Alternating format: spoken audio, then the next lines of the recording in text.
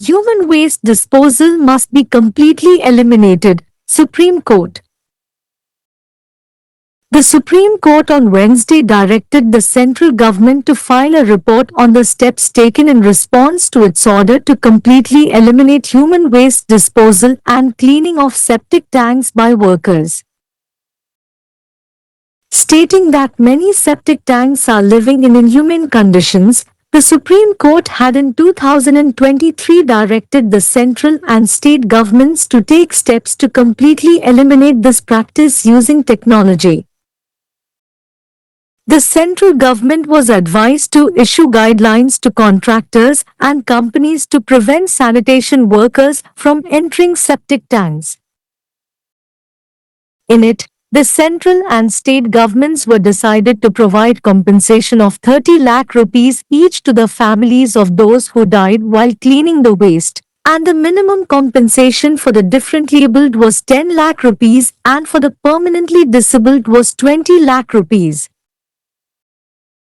A committee was formed to monitor the implementation of the prohibition of employing workers to clean underground sewers and the Rehabilitation Act, 2013, MS Act, 2013. In this context, a bench comprising Supreme Court Justices Sudhanshu Dhulia and Arvind Kumar heard the petition related to this issue on Wednesday.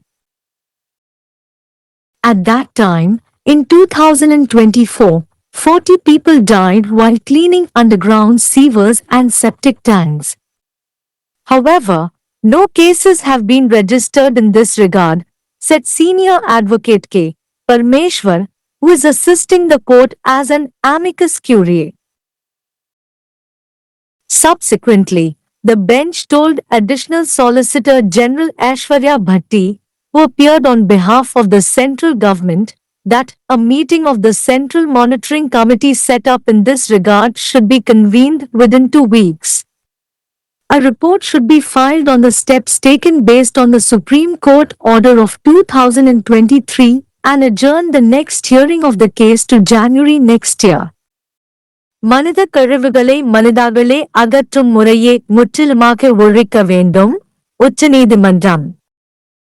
மனித கழிவுகளை மனிதாகவே அகற்றுவது மற்றும் பாதாள சாக்கடையில் தொழிலாளர் இறங்கி சுத்தம் செய்வது முற்றிலும் ஒழிக்கப்பட வேண்டும் என்ற உத்தரவின் அடிப்படையில் எடுக்கப்பட்ட நடவடிக்கைகள் குறித்து அறிக்கை தாக்கல் செய்யுமாறு மத்திய அரசுக்கு உச்சநீதிமன்றம் புதன்கிழமை உத்தரவிட்டது. கழிவு அகற்றும் தொழிலாளர் பல மனிதாபிமானமற்ற நிலையில் வாழ்கின்றனர் என தெரிவித்த உச்சநீதிமன்றம், தொழில்நுட்பத்தை பயன்படுத்தி இந்த நடைமுறையை முற்றிலுமாக ஒழிக்க நடவடிக்கைகளை எடுக்குமாறு மத்திய மற்றும் மாநில அரசுகளுக்கு கடந்த 2023ஆம் ஆண்டு உத்தரவிட்டது. பாதாள சாக்கடைகளில் தூய்மை பணியாளர்கள் இறங்குவதை தடுக்க ஒப்பந்ததாரர்கள் மற்றும் நிறுவனங்களுக்கு வழிகாட்டுதல்களை வழங்குமாறு மத்திய அரசுக்கு அறிவுறுத்தப்பட்டது. அதில் கழிவுகளை சுத்தம் செய்யும் போது உயிரிழந்தவர்களின் குடும்பங்களுக்கு மத்திய, மாநில அரசுகள் தலா 30 லட்சம் ரூபாய் இழப்பீடு வழங்கவும், மாற்றுத்திறனாளிகளுக்கு குறைந்தபட்ச இழப்பீடு ரூபாய் 10 லட்சமாகவும், நிரந்தர ஊனமுற்றவாக்களுக்கு ரூபாய் 20 லட்சமாகவும் நிர்ணயிக்கப்பட்டது. பாதாள சாக்கடையில் இறங்கி சுத்தம் செய்ய தொழிலாளர்களை பணியமர்த்துவதை தடை செய்தல் மற்றும் அவர்களின் மறுவாழ்வு சட்டம் 2013, MS சட்டம் 2013 செயல்படுத்தப்படுவதை மேற்பார்வையிட குழு அமைக்கப்பட்டது. இந்நிலையில், இந்த விவகாரம் தொடர்பான மனுவை உச்சநீதிமன்ற நீதிபதிகள் சுதன்ஷு துலியா மற்றும் அரவிந்த் குமார் அடங்கிய அமர்வு புதன்கிழமை விசாரித்தது. அப்போது 2024ஆம் ஆண்டில் பாதாள சாக்கடை கழிவு தொட்டிகளை சுத்தம் செய்ததால் 40 பேர் உயிரிழந்துள்ளனர். ஆனால் இது குறித்து வழக்குகள் எதுவும் பதிவு செய்யப்படவில்லை என அமிகஸ் கியூரியாக நீதிமன்றத்துக்கு உதவும் மூத்த வழக்குரைஞர் K. பரமேஸ்வர் தெரிவித்தார். இதையடுத்து மத்திய அரசு சார்பில் ஆஜரான கூடுதல் சொலிசிட்டர் ஜெனரல் ஐஸ்வர்யா பாட்டியிடம் நீதிபதிகள் அமர்வு கூறுகையில், இந்த விவகாரம் தொடர்பாக அமைக்கப்பட்ட மத்திய கண்காணிப்பு குழுவின் கூட்டத்தை 2 வாரங்களுக்குள் கூட்ட வேண்டும்.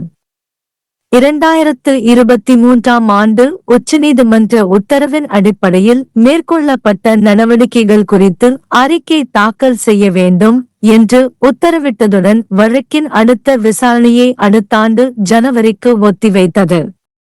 मानव अपशिष्ट का मानव निपटान पूरी तरह से समाप्त किया जाना चाहिए, सुप्रीम कोर्ट।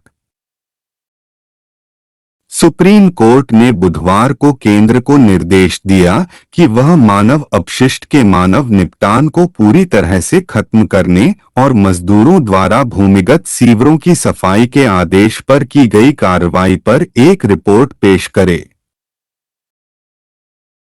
यह कहते हुए कि कई अपशिष्ट निपटान कर्मचारी अमानवीय परिस्थितियों में रह रहे हैं, सुप्रीम कोर्ट ने केंद्र और राज्य सरकारों को प्रौद्योगिकी का उपयोग करके 2023 तक इस प्रथा को पूरी तरह से खत्म करने के लिए कदम उठाने का निर्देश दिया।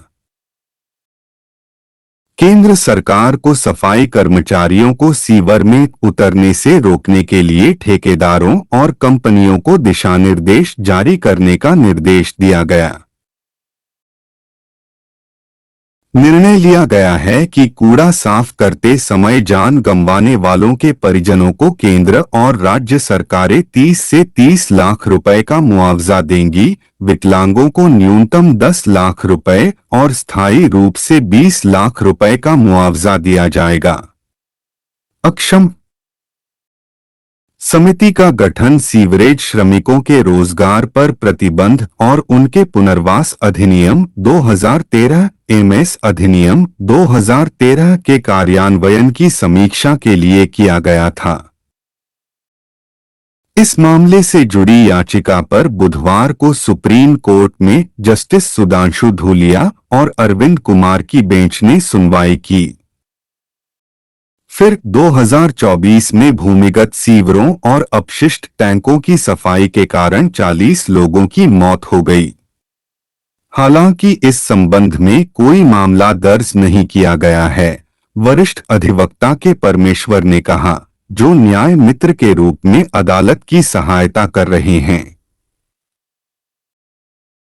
इसके बाद जज सेशन ने केंद्र सरकार की ओर से पेश हुए एडिशनल सॉलिसिटर जनरल ऐश्वर्या भट्टी से कहा कि इस मुद्दे को लेकर गठित केंद्रीय निगरानी समिति की बैठक 2 सप्ताह के भीतर बुलाई जानी चाहिए। इसने आदेश दिया कि 2023 में सुप्रीम कोर्ट के आदेश के आधार पर की गई कार्रवाई पर एक रिपोर्ट दाखिल की जाए और मामले की अगली सुनवाई अगले साल जनवरी तक के लिए स्थगित कर दी गई।